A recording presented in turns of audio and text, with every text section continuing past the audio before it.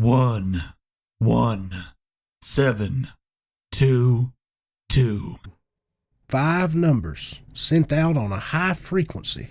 5 numbers that seem random, but in reality, they carry something. A message? A location? Coordinates to a little town called Clenchport, one of many. Welcome to the Many Worlds of Clenchport, a podcast where we dive into the mysteries behind America's smallest town, both here and in realms beyond our own. I'm Ron Cutler. And I'm Dave Netherson. We're lifelong residents of Clenchport, but we've always known something wasn't quite right about our town. Strange occurrences, inexplicable phenomena, and enough conspiracy theories to fill a tinfoil hat. Today's episode is the founding of Clenchport, Side B. Today, we'll explore how our town came to exist in parallel realities beyond our own. And we'll do it using recordings from Clenchport's secret underground number station. Now, we hear you asking, what's a numbers station? I don't think anyone asked that. Are you hearing voices again? No, I'm not. And besides, not everyone knows the strange history of these high-frequency broadcasts. They don't? Then what the hell are they teaching kids in school these days? I think the more pressing question is, what were they teaching at the school you attended? I was homeschooled. Ah, that explains so much. I'll ignore the implications of that comment. For those unaware, number stations were discovered during the First World War. Shortwave radio listeners began to pick up on strange signals that would broadcast strings of numbers using digitally synthesized voices. It's believed that these stations were relaying coded messages to intelligence officers in foreign countries. Over the decades, radio enthusiasts like Dave here have picked up on numerous other stations with their own unique strings of numbers and broadcasting schedules. Including one that seemed to be broadcasting from right here in Clenchport. The location of such a station was unknown until very recently. Stay tuned for the story of how we found it and why it has become the foundation for our new podcast. But first, a word from our sponsor. Oh no! The inevitable apocalypse that everyone warned us about is finally here! We don't have any food, supplies, or weapons to defend ourselves. There's no way anyone could have prepared for this entirely predictable scenario. Yeah, that's where you're wrong. Hello, folks. My name is Barry Ashland, and I'm a doomsday prepper. What's a doomsday prepper? I'm so glad you asked. Preppers like myself spend countless hours ensuring our homes and families are ready for the apocalypse. Give me a break, dude. That won't happen in our lifetime. Yeah, it could happen any day now. Oh no! What should we do? Come on down to Barry's Doomsday Supply, where the only thing crumbling faster than civilization are our prices. Wow, thanks, Barry. You're amazing. Yeah, I know. Hey, do you think I could be as cool as you one day, Barry? Nah. And we're back. A few weeks ago, Ron and I were investigating a strange broadcast that could be heard in Clenchport on frequencies well above standard radio waves. We started searching around town in our broken-down van. Mobile headquarters, please. Fine. In our mobile headquarters, we came across something old, yet new. A building that looked like it had always been there, but even lifelong residents like ourselves had never seen it. We can't say any more about its location without risking our personal safety. We can't risk them finding it, or us for that matter. We have a lot more work to do before that happens. We discovered a hidden door leading into an underground broadcast station. The station was furnished with a bed, a pantry, a desk, and strange radio equipment. A bundle of cables, thick as tree branches, snaked across the ground away from the main desk, leading to a thick metal door in the back left wall. We couldn't find a way to open the door, but we did spot a symbol carved on the surface. Neither of us had ever seen it before. A keypad on the door's edge seemed to be the only way to open it, but we had no idea what the code could be. So we sat down at the desk and began turning on the equipment. Not only did we find a receiver, but we found reels and reels of perfectly preserved audio recordings. One of the desk drawers held a binder filled with carefully organized notes. Each line contained a string of 5 numbers, a date, and a brief description of the recording. It wasn't long before we realized these were stories about Clenchport's history. Many of them were familiar, yet different. And that's when it hit us. These are recordings from other parallel versions of Clenchport. From dimensions stacked above, beneath, and all around us. Using this logbook and the recordings, we devised our podcast here. A series in which we recount our town's history and compare it to these strange recordings that date back decades and even centuries. We do this hoping we'll find out who was recording these someday. And where they went. And with all that out of the way, we now present 3 alternate stories of how Clenchport was founded. Please enjoy. 3, 1, 7, 6, 4. Eons ago, the world was dead. A lifeless husk upon which naught but ash was carried upon howling winds.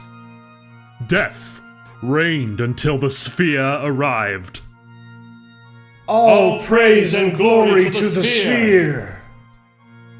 From within the sphere, we emerged. From within the sphere, forests and oceans spread across the land. From within the sphere came the promise of Clenchport. On this day, the promise of the sphere has come to pass. Our town has been spared the wrath of the faceless god, while all others drown in his bloody tears. On this day, as the world goes silent around us, we, the people of Clenchport, give thanks. All praise and glory to the sphere! The sphere speaks only through its chosen. I, William O'Connell, have long served as your prophet, the mouth of the sphere. Today, I pass that mantle to my daughter, Maxine. Now, my daughter, take hold of the sacred blade and spill my blood upon this altar. I am but a vessel for the will of the sphere, and now that mantle shall be passed to you. Thank you, Father. It is an honor to be chosen for this role.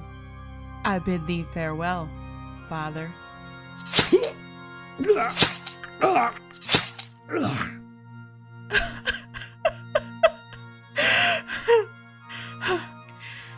It is done. Clenchport shall never fall. All praise and glory to the sphere! All praise and glory to the sphere! Probably should have warned people about that one. Yeah, in hindsight, that would have been a good idea. Well, folks, if you're still with us, we've got 2 more for you. This next one is somehow even weirder. Here goes nothing. 1, 4, 1, 0, 3. Well, welcome back to Catching Up with Clenchport, the only morning radio show with the biggest news from America's smallest town. I'm Ron Carter. And I'm Dave Thompson. In today's biggest news, the Clenchport High Council has announced that they successfully caught the fugitives who attempted to flee Clenchport's city limits. Well, that's a relief. Witnesses claim that the escapees nearly managed to climb over the 100-foot walls that surround our own, a crime punishable by utter annihilation. That's right, Dave. I'm not sure who would think it was a good idea to disobey the commandments of the High Council, but as they say, when you poke the bear, you get the tentacles. Before their capture, witnesses also claimed that the escapees were going door to door asking folks about how and when our town was founded. Well, what a strange thing to ask. It's not like that information is a secret. I mean, we all learned the story in school, didn't we? What did you say? I said we all learned that story in school. Clenchport was founded in 1806 by... Shut up! Shut the fuck up! Dave! What's wrong? You're one of them, aren't you? What are you talking about? The founding of Clenchport is part of the forbidden texts. No one is supposed to know about it. Okay. There must be some misunderstanding. Dave, come on, man. We've been friends for over 10 years. You know me. Get back! Get back! I'm calling the enforcers. Dave, please be reasonable. I'm your friend. No, you're not. Okay. All right. I'm staying back. Let's not do anything we're gonna regret now. How do you know? How do I know what? How do you know that story? I told you, I learned it in school. Clenchport was founded in 1806 by... It's not allowed, Ron. It's not allowed. It's not allowed. It's not allowed. It's not allowed. I think a part of me knew we would stumble upon alternate versions of ourselves in these recordings, but I gotta say, I didn't expect anything like that. And what was wrong with my voice? Well, one thing's for sure. I've got no plans to shoot you in this universe, Ron. Well, that's good to know. And now comes our final recording.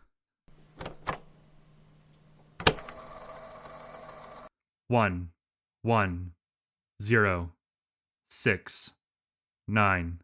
If you're hearing this, congratulations. You made it to the end.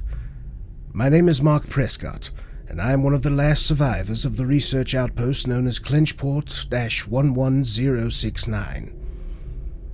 I'm recording this for posterity and sending it through the gateway before everything collapses, like casting a bottle into the ocean, not knowing if anyone will ever read the message. We founded Clenchport with a single mission: to break down the walls between dimensions and freely explore the Nexus in the name of scientific progress. How could we have known what would be waiting in the spaces between worlds? The war was over within hours. We were insects compared to them.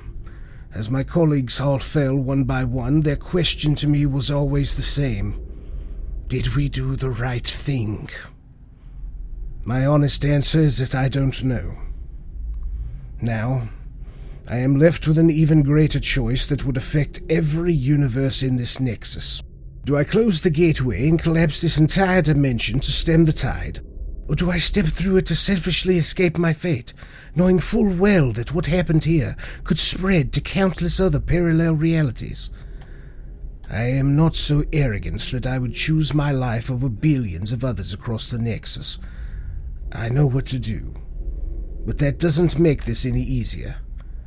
Science has failed us these past weeks, but if my calculations are correct, once I close the gateway, the rest of this universe will collapse into it, taking those things with it.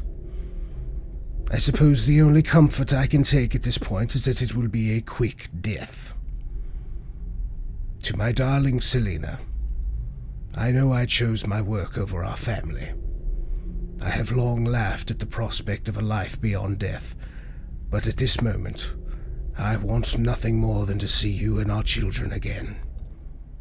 May my sacrifice remind anyone who hears this that progress comes with a price, and we scientists should always ask ourselves if we are willing to pay it. Goodbye. Sorry, folks, I've got something in my eyes. Yeah, me too. Well, that's all we got for you this week. Stay tuned for our next episode, The Legend of the Clenchport Crusader, Side A. You've heard all the legends about this masked vigilante, but we'll review newly uncovered information about his origins. In the meantime, folks, remember that this world we see is but one of many.